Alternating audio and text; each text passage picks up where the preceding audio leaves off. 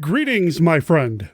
This is Derek, the co-producer of the Plan 9 by 9 podcast, and I want to welcome you to episode number 9 of this show, where Scott Morris and I have been taking a look at Plan 9 from Outer Space and breaking it down into 9-minute segments and releasing a new episode, supposed to be once every week or so, maybe once a month. And that's why I wanted to come in here before we started the episode proper to just address that, because ultimately, in the end, the reason it's taken us so long to release this Plan 9 by 9 podcast in its entirety, it's squarely on me. I did most of the editing, and I'm kind of a control freak. I don't like to delegate editing chores out to people. So I had a hard time asking for help with anything, and that's solely on me. And I just want to apologize for allowing my inability to ask for help, as well as some other things going on in my life, to get in the way of getting this podcast done and out to you in a timely fashion. This episode was actually recorded over a year ago, and it's been sitting on my hard drive ever since. I just spent a couple of hours editing this piece, and I think it sounds really good, although Scott and I do make some references to some things that may have already happened. I think I took most of the time references out of the conversation, but it's potentially there, and if it is, well, just know that this was recorded over a year ago. At the end of this episode, Scott and I do talk a little bit about what we would like to do next in the Movies by Minute podcasting space. And we do talk about launching a Kickstarter for that as well. And that is the intention. I do want to say now, though, up front, that I've got some systems in place that will prevent me from falling so far behind like I did on this. Some of these systems I'm already using to make sure the Monster Kid Radio Patreon is up to date and current. And I do plan on taking all the lessons that I've learned producing this show into all of my future podcasting endeavors. I do say it at the end of the episode. I want to say it now as well. I think I say it at the end of the episode. But in case I don't, Scott, thank you so much for being my partner on this. And I can't wait until you and I are on the mic again to create some more podcasting magic. Criswell, take it away, man.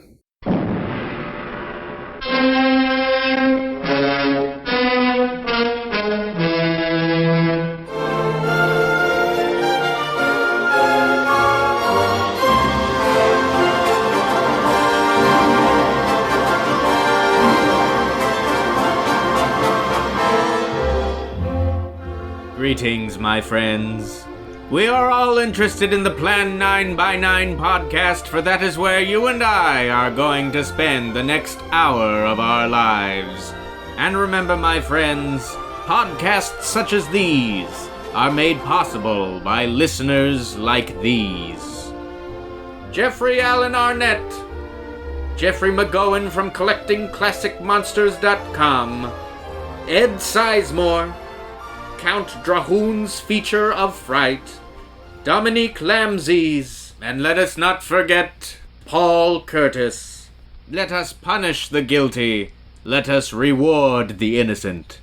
My friends, can your hearts stand the Plan 9 by 9 podcast? For the first time, we are bringing to you the full story of what happened. What plan will you follow now? Plan 9. It's been absolutely impossible to work through these Earth creatures. Their soul is too controlled. Why do I always get hooked up with these spook details? Monsters, graves, bodies. Oh, all right. Well, it was covered up by the higher echelon. I am a soldier of our planet. We did not come here as enemies. We came only with friendly intentions. To talk. To ask your aid for the whole universe. But your governments of Earth refused even to accept our existence. Flying saucers, Captain, are still a rumor. Now toddle off and fly your flying machine, darling. But if you see any more flying saucers, will you tell them to pick another house to buzz? Minutes later, the police arrived at the scene. Who found them? The man and girl. The morgue wagon ought to be along most any time. You get their statement? Yeah, they're pretty scared. Finding a mess like this ought to make anyone frightened. You believe there are such things as flying saucers, Colonel? Tell you one thing, if a little green man pops out of me, I'm shooting first and asking questions later. You realize there's a government directive stating that there is no such thing as a flying saucer. You're a headstrong young man. Those incidents in the graveyard these past few days just got me worried. Don't like hearing noises, especially when there ain't supposed to be any. Yeah, sort of spooky like. Shall we talk now or wait?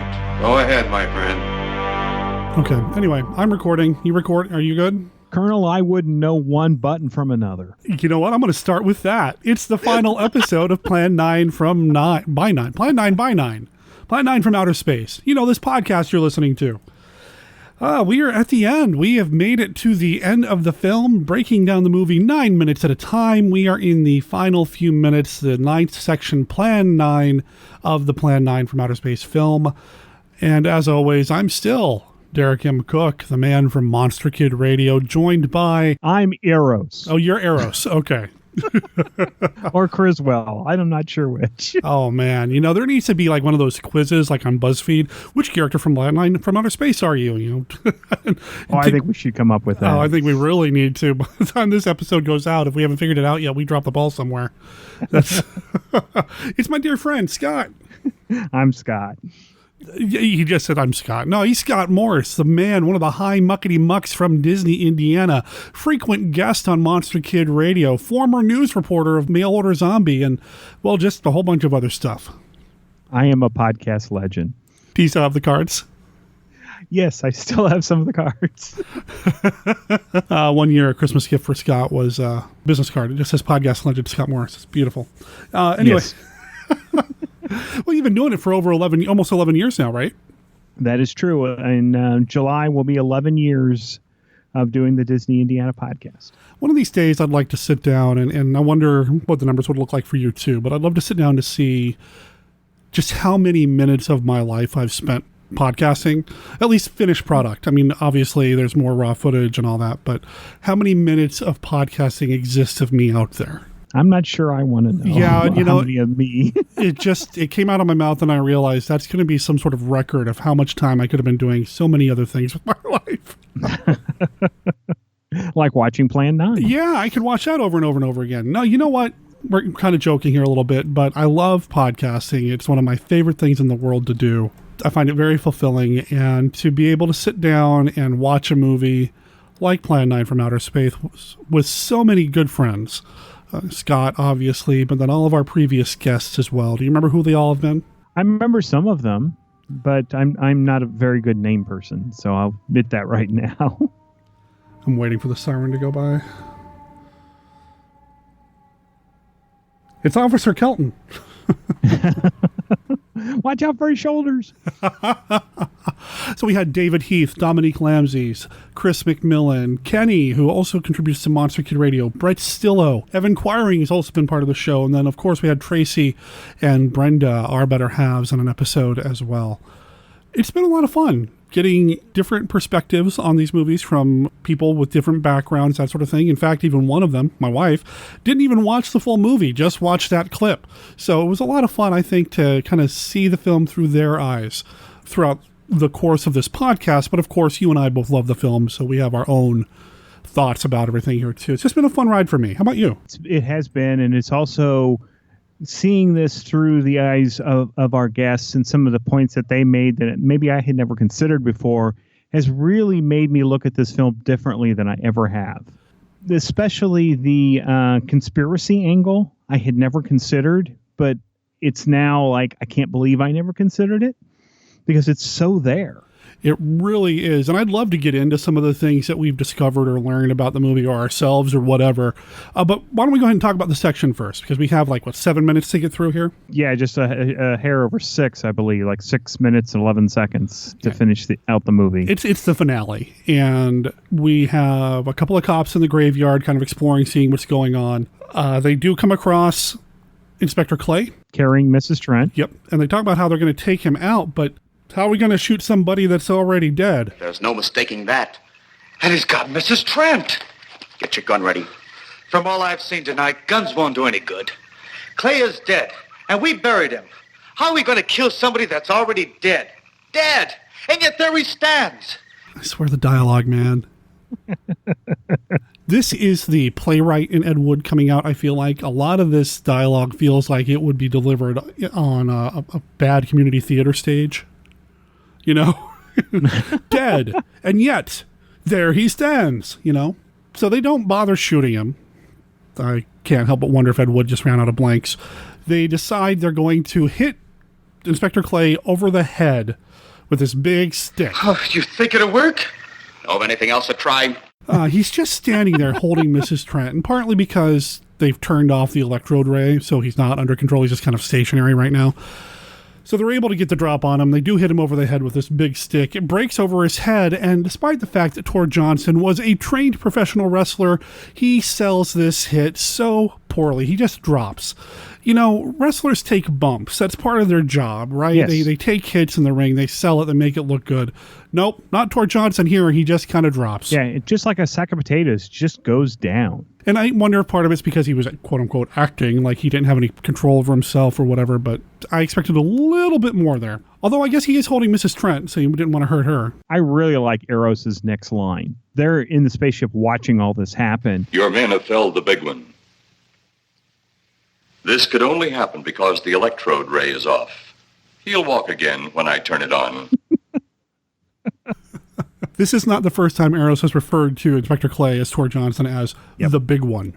You know, Bela Lugosi's the old man. Tor Johnson is the big one. Yeah, I like it. I like how the cops, one of them realizes, hey, we're not going to do any good shooting it because they just saw in the previous section them shoot Lugosi's character and it did no good. But they still want to do something. So I like that interaction there. This is a fun little segment. And I love the cops in Ed Wood's films. Inspector Kelton turns up a few times in a handful of them. I just love their kind of like bumbling, kind of sort of lightweight Abbott and Costello kind of mindset. I love these guys. And anytime they turn up in one of these films, whether it's Bite of the Monster, Night of the Ghouls, whatever, I'm on board, man. They always remind me a little, not really of Abbott and Costello, but more of Keystone Cops. You know, that's probably a much better analogy, actually. Because it's not like one of them's a straight man and one of them's... They're just kind of bumbling, but still kind of sort of effective. Yes, sort of. Sort of? Yeah, sort of bumbling, sort of bordering on not helpful. Or I'm not sure the word I'm looking for. Not competent. If they succeed, it's not because they meant to. They just kind of bumble into success, and yeah. No, I love them. I love them. And I wish there was more to do with them. I want more Inspector Kelton in my life. Despite the fact that his shoulders are his weak spot. Anyway. That's true. We have learned that. That's not exploited in this particular section of the film, though. You notice that Vampira doesn't appear in this section at all. She's mentioned, but she's not shown. I don't know if it's just because they couldn't get her to come to set that day or they were done shooting with her. And I know we're skipping ahead, but once we get to the end, all the humans are like, hey, what about that one woman that was wandering around? Oh, I'm sure she'll fall over and she won't be a problem either. And that's it. She'll look just like the others. Yep. We have the big fight happening inside the celestial ship. I like this fight a lot. It feels like classic Star Trek. Oh, definitely. And the fact that they're using some of the equipment in the fight is what I like. Yeah, for being an advanced civilization with advanced technology, throughout the entire film, they seem pretty free and loose with just picking things up and touching things and shooting at them and all that. And here, not really knowing what's going to happen if a bullet, say, ricochets and hits something else on the table. Nope, they just pick something up off the table and bash somebody over the head with it if need be. No big deal. And I also like how fast the ship goes up in flames. Oh, yeah. It's like a tinderbox. It really is. Really quick. Not a lot of flammable material that we can see. I'm assuming a lot of it's supposed to be metal. But, yeah, it goes up pretty quickly. I love the fight between Eros and Jeff Trent. Oh, I do too. I love that fist fight. It feels, like I said, it feels like classic Trek. It feels like Kirk and, the villain of the week just going at it. And I do like the fact that Tana, while that's going on, she's trying to get the ship in the air. She's not just cowering in a corner or not doing anything. She's actually trying to be helpful and trying to get the ship off the ground. I did appreciate that. I mean, throughout the film, Tana is kind of relegated to, well, she's one of the women in the film. She doesn't really do much. She gets browbeaten by Eros. She can't work the gun. She can't do certain things right.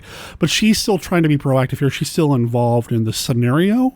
Not necessarily in the fight, but in this scene, she's still trying to do something and try to be helpful. And I did appreciate that. A little too late, but I did appreciate that. I did too. They weren't just giving her a typical screaming and trying to maybe hit on the back of Trent, like you see women sometimes do in movies when their husband or boyfriend is in a fight. No, she was actually trying to actually help. Yeah. So good on Tana. Yeah. She does later spend an awful lot of time screaming, Eros, wake up, instead of, I don't know, doing more. But still, it was kind of nice to see that. We see the colonel and the inspector trying to get out, trying to figure out how to work those big combination locks to get the door to open. It's just kind of a chaotic scene that felt right at home in like a serial, which I'll bring up again later. That is an interesting point that I totally agree with you. But eventually, of course, our humans do get out. They do get out of the flaming flying saucer, leaving Eros and Tana behind to do eventually get it up in the air. Yes. Despite the fact that they're on fire. And they're not in the air very long. No, there is an explosion. They do not make it back to their mothership or whatever. And we are left with our humans, our survivors, Trent and the cop and the colonel, commenting on how probably not the last time we'll ever be visited by them. There's probably more of them out there. They really did know more than us. That sort of thing. Kind of implying that, hey, there's an opening for a sequel if we want to go that route. Maybe. But then again, we get the great Criswell wrapping up the entire story. My friend, you have seen this incident based on sworn testimony. Can you prove that it didn't happen? Can you prove that it didn't happen? Perhaps on your way home, you will pass someone in the dark or listen to a podcaster, and you may never know it that they may be from outer space. Or podcasting about Plan 9 from outer space.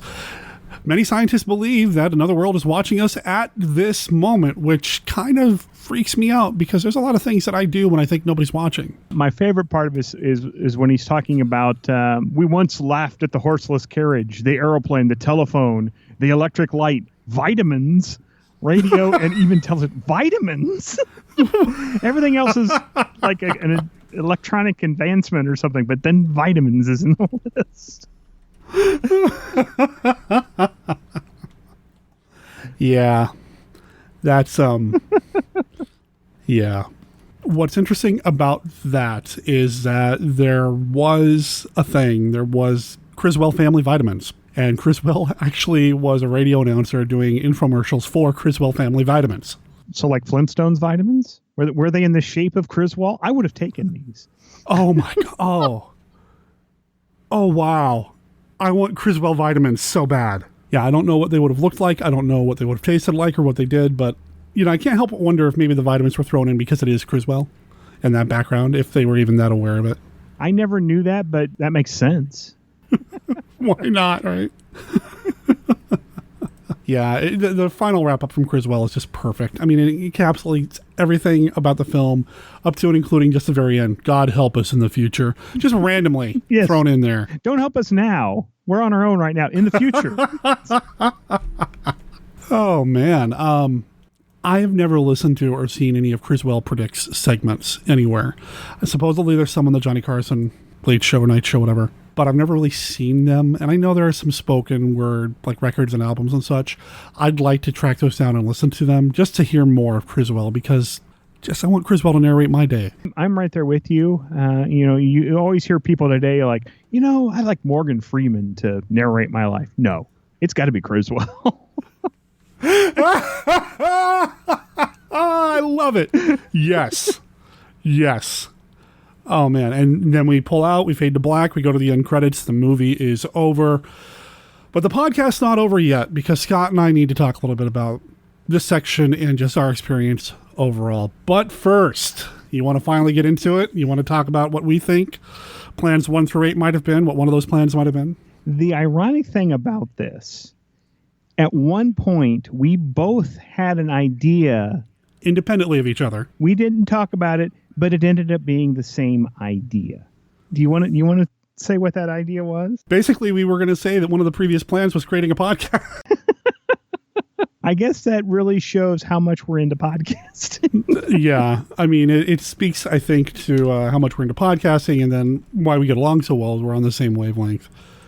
We have similar thoughts. Yes, the aliens would start a podcast that become so popular and that they would start telling people what to do through the podcast. But So that was what we originally, independently of each other, were going to come up with. But when that came out on a previous episode, I forget which one it was, well, we both started to scramble to try to come up with something else. Now, Scott and I have not talked about this ahead of time. I've had some time to think about it, though, and I think I came up with something. Do you got one? I've got one. You do have one? Okay. Yep. Why don't you go first? You're going to make me go first? Okay. So one of the original plans 1 through 8, and I'm not sure which one it was, but in one of them, the aliens in 1924 had somebody visit planet Earth and impregnate a woman. And then on October 10th, the spawn of this, the fruit of this impregnation, shall we say, was born. And that spawn would later become a filmmaker. And that filmmaker we know today is Ed Wood. He was one of the original plans, creating these movies to influence the world in such a way through this art form known as motion pictures to take over the world. So that's my plan. That's your plan? Yeah. You say that so incredulously. That's your plan? That's why I failed, man. The idea I came up for one of the first 8 plans also involved a little bit of time travel. Oh, okay. Because they would have had to gone back to Earth 1928. Oh, okay. 28. 1928. And they were going to create a false god. And this false god would become so popular. They first introduced him in this little short that had a steamboat in it. Oh, no. And that everybody would start worshiping this false god. They would actually visit his places of worship that happened to be both in California and in Florida, and then eventually all over the world. And once he became so popular, he would order his disciples to take over the world. Oh, boy. So are you saying Mickey Mouse or Walt Disney is the false god? Mickey Mouse. Mickey Mouse is the false god. Okay. Wow.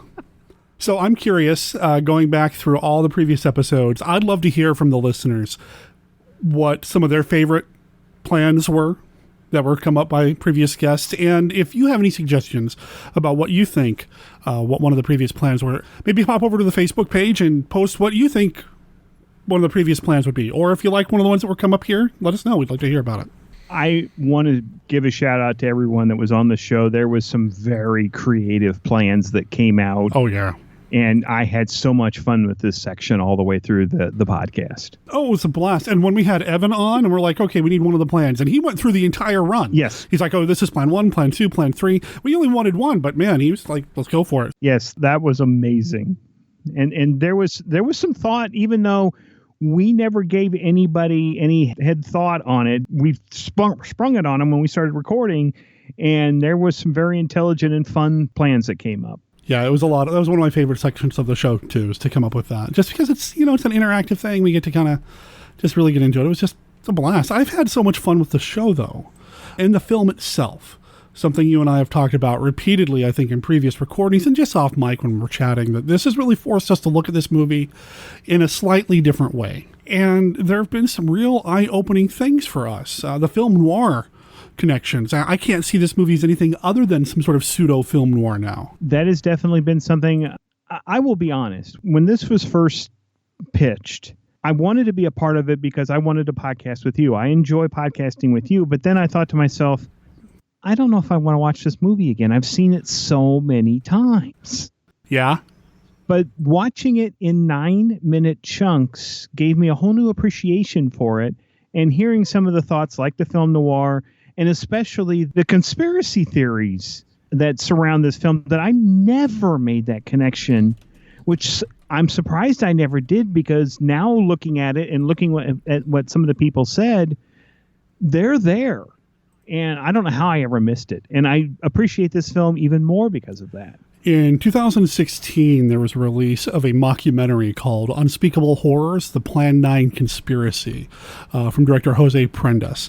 It's got a release date on the internet of 2016, but I don't think it came out until last year at some point. Either way, he does kind of joke about that as well throughout the entire thing, and then it gets a little off the beaten path, oddball type conspiracy stuff. But yeah, I didn't really notice it either until it was brought up during our recordings. I think David Heath kicked it off. I mean, from the very beginning. Yeah, the very beginning, it was something that David made a point of way back when we actually recorded face-to-face, the only time we did. And it made me really rethink this movie watching it again. I mean, we're told basically from the beginning, and then it's wrapped up again at the end, this really happened. Criswell tells us this is real. But we've always just kind of written it off as it's just Criswell doing his thing, whatever. No, okay. I want to make sure it's very clear. I don't think this is real. Okay, we know this is fiction, but I've never really thought about the conspiracy thing and that we're kind of covering things up with the government and all that. And what UFOs? This is just a training exercise, sir. I never really thought about that until it was brought up in here. So that was fun for me too. That is the biggest takeaway that I'm going to have from doing this project is that new way to look at this film.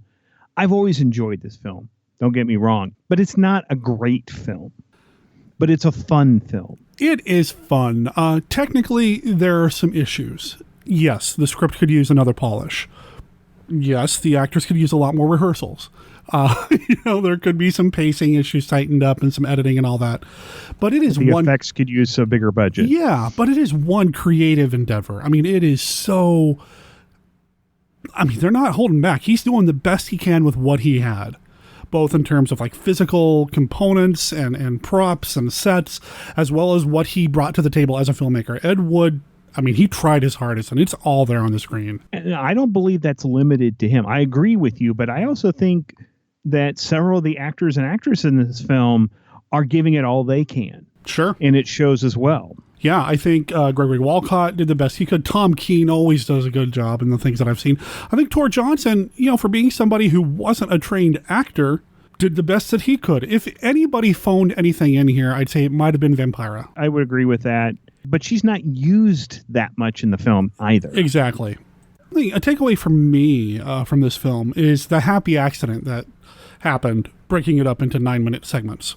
Had no idea that it was going to feel so right to break it up that way. There are so many times that the 9 minutes ends and it's in a cliffhanger or right before the next scene starts. And I think I've talked about this. It makes me wonder if anybody's considered looking at this and recutting it as a serial. Recutting it into like a 15-chapter thing. Because I feel like it could kind of work. I know that I joked about in the episode that our wives joined us that if Brenda was ever going to watch it, she should watch it that way. I really honestly think that people might enjoy it that way, especially those that don't even look at a black and white movie, because why should I waste my time watching that? Because it's black and white and movies are in color or whatever. If you have the slightest bit of interest in this, but for some reason don't want to invest the entire time to watching it, it can be broken up into these chunks and enjoyed watching it this way.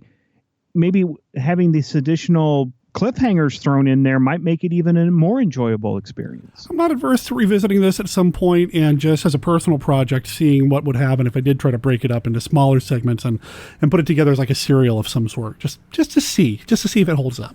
I'm curious now, not at this exact date, but next time I want to watch it full as it was presented again, and to see if some of these theories that I've come up with watching it differently still hold true if I sit down and watch the entire thing in one sitting.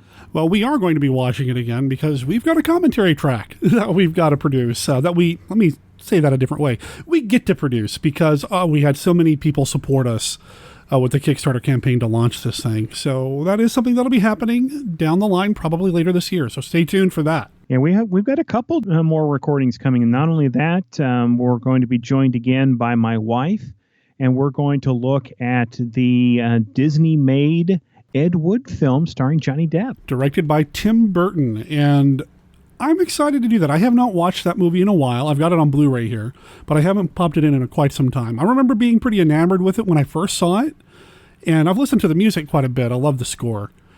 So I'm excited to get back into that and just kind of review it and revisit it, see if everything that's happened with Johnny Depp's sense kind of influences my opinion of him and his portrayal in the movie. I'm excited to dive into it. I'm usually one that I can divorce the character from the actor. So that part is probably won't be a big deal for me. It'll be fun, though. I'm looking forward to that. Plus, there was a remake of Plan 9 from Outer Space, and truth be told, there's been a lot of revisits of the Plan 9 story, but there was a remake by Joe Johnston just called Plan 9, starring Mr. Lobo in the Criswell role. I believe that Conrad Brooks does return for the film. He played one of the cops in Plan 9. He was an Ed Wood regular.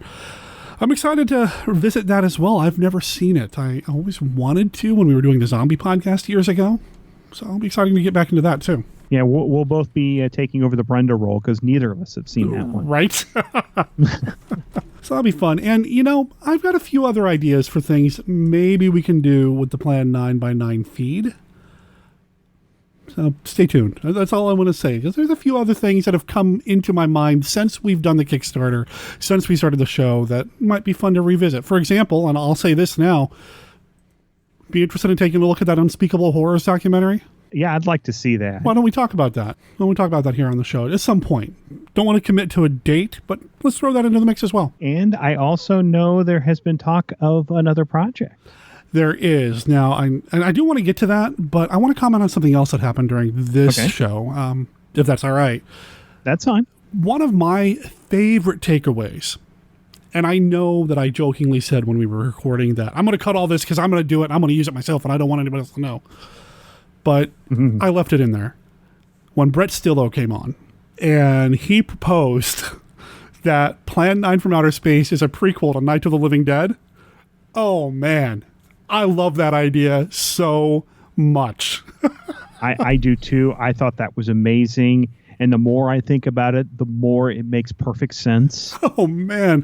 Plan 9 of the Living Dead needs to be a thing. Somebody needs to write that fan fiction, make that video. I want to experience that. Yeah, I'm not a creative person in that vein, but I would love if somebody would present that for me because I would like to see that in a graphic novel or a movie, some format. I think it would be amazing. Could we even just take Plan 9 from Outer Space and every time they cut to a graveyard, cut to the graveyard from Night of the Living Dead, somehow just blend them together as like this crazy fan edit? Maybe. Yeah. I don't know, but I just love the idea that they're connected somehow. And have the scene where Barbara is running up to the farmhouse and then intersperse it with Bela Lugosi chasing her. Yeah. I would love to see that. Man, oh boy, this is going to haunt me until it actually happens. Whether it's something I do, you do, or somebody else does, this idea is going to haunt me. I just love this idea so much. When Brett said that, man, my mind was blowing. That was definitely one of the high points of doing this project because it was amazing. Yeah, that was a lot of fun. And then another thing that I really enjoyed, another experience that came from this, made some new friends. We had never talked with Evan Quiring before. I reached out to him. He was a comic book creator, does a really cool comic called Lucha Mystery that has a lot of Ed Wood lines in it, Plan 9 lines in it. So, I mean, made some new friends as well, reaching out to people to get involved with the podcast. And, there's something about this movie that brings people together. Yeah, I know I've got, especially on Facebook, and a lot of new people that we've podcasted with are now friends on Facebook, and it's interesting to see the things that they're producing, like the graphic novels and stuff. So I've enjoyed that as well. It's been really cool. I don't want to say that I like one guest better than the other because, I mean, I don't. Everybody brought so many different unique viewpoints to this experience for us. And of course, we would not be at where we're doing this now if it wasn't for the people who backed us. Very much so. I still am amazed at the results of that Kickstarter that originally started this whole adventure. Yeah. It is amazing, and it is humbling that there are people out there that wanted to donate their hard-earned money for us to talk about this film. I'm beside myself when I think about how much money was raised. Yeah, I'm pretty blown away, and it still shocks me, and I can't say thank you enough to everybody who participated. Hopefully by the time this episode comes out, most people have gotten their rewards, their physical rewards in the mail. So again, thank you so much. And there's somebody else that I'd like to thank as well. And that'd be our own Criswell. I want to thank Josh Kennedy. Yes. Josh was involved from the very beginning with the video that we did on Kickstarter, and every episode of this podcast opens with him doing a Criswell introduction and thanking many of the backers along the way. So big thanks to Josh. He is a filmmaker. As of this recording, his most recent film, House of the Gorgon, is starting to show up at different festivals and such. It's a Hammer Films tribute. Check it out. It's really good. So big thanks to Josh, and everything that he does is amazing. Thank you for everything that you've done to help us out. He is the man. Anything else before we want to move on and talk about what might be coming next? I want to also say thank you to all the backers. I know I talked a little bit about it, but I don't think I said thank you, and I can't say thank you enough. So thank you. It's pretty amazing. Pretty amazing. And I am touched that people wanted to join us and be part of this journey. Now, do you think people want to be part of the next journey? Oh, I couldn't help but think earlier you're talking about how, I don't know if I really wanted to see this movie again. Is this going to be fun? The next movie, let's publicly announce it. I am going to be doing another one of these because I can't get enough of movies that people say are so bad. You said it's a journey. It'll be a journey to Texas this time. We are going to Texas, and we're going to sing Row, Row, Row Your Boat along the way. Oh. The next Movies by Minute formatted show coming from Monster Kid Radio and Derek and Scott, 5 Minutes of Fate. Looking at Manos, the Hands of Fate, 5 minutes at a time. Stay tuned for the... Stay tuned for further announcements, the Kickstarter, the Facebook page, the website, the flamethrower. Stay tuned. It's all coming. And we talked a little bit about some potential guests, so stay tuned for that as well. Potential guests and a few stretch goals that, oh man, I kind of want to say what it is. Can I? Are we really going to put it as a stretch goal? I don't know how much it's going to cost, so I can't say what the stretch goal will be. But if we hit a certain stretch goal, Scott and I will go to Texas where they shot Manos the Hands of Fate to record an episode and record the entire thing as a YouTube video. It'll probably be for like a weekend, so Scott doesn't have to take time off from work. But man, we'll see what that stretch goal amount comes to. I'll crunch the numbers. Obviously, the primary focus is doing the podcast. Yes. And I have some cool rewards in mind for people who back that as well. I love Manos straight. I know that a lot of people think I'm crazy when I say that, but I do like watching it without the riffs. I have watched it with the riffs as well. I have the MST3K release of it. I've watched it that way too. It's an iconic movie for a reason. I honestly don't know if I have ever made it through without the help of MST3K or riff tracks, whatever. So this will be a different experience for me. Maybe 5 minutes a time I can take it in small chunks. But I've never sat down and watched it from start to finish without the help of the bots. I don't know how much fun people are having listening to a podcast where I just kind of giggle maniacally in the background thinking about this, but I'm really excited about it. I am really pumped for 5 Minutes of Fate. I already have the poster art made up, and like Scott said, we have some people in mind for guests. I can go ahead and I'll commit for them right now. I know Chris McMillan will be a guest. He will be returning to what we do here. And I know he's got some insights on the film. I'd also like to publicly invite Stephen D. Sullivan to be part of it because he's written not one but two novelizations of Manos the Hands of Fate. I think I can speak for those two that they're down. I don't know if I want to mention any other names, though, because I don't want to commit without talking to them. Right. But yeah, we're going to do that. We may rope our wives into it again, but that one might be tough. Yeah, I don't know if I'll be able to get Brenda on that one. Definitely a different vibe than Plan 9. Plan 9 compared to Manos feels like a quote-unquote real movie. And I know I mentioned that in a previous recording that actually Bride of the Monster feels like the most real movie of the Ed Wood canon. But Plan 9 is a masterpiece compared to Manos. Not that I don't like Manos, but I'm just saying. I agree with you. But the one thing that Manos has that Plan 9 doesn't, their casts is good, but there isn't an iconic character that exists outside of the movie. the way that Torgo does. Oh, boy. Oh, this is going to be fun.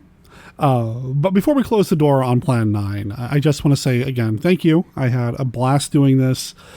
Still have a few more episodes coming, so don't unsubscribe from the feed. Keep paying attention. Keep watching the skies and all that jazz. This has just been a lot of fun. And if anything else, I hope people are encouraged to give Plan 9 another look and see if they can pick up on some of these other things that Scott and I have picked up on during this incredible journey. I definitely want to echo on those thoughts, to go and watch this movie again in a different eye now that you listened through these podcasts. And I also once again want to thank everyone who backed us on the original Kickstarter to make this happen. We couldn't have done it without you, and I thank you with all my heart. Stay tuned to plan9by9.com for any future episodes that come out on this feed, as well as news about the commentary track Scott and I will be producing. And again, thanks for letting us get in your ears and jabber on and on about what really has been one of my most fun movie watching experiences. Thank you, Derek, for inviting me along on this experience. I enjoyed every minute of it. You say that now. I'm talking about Plan 9, period.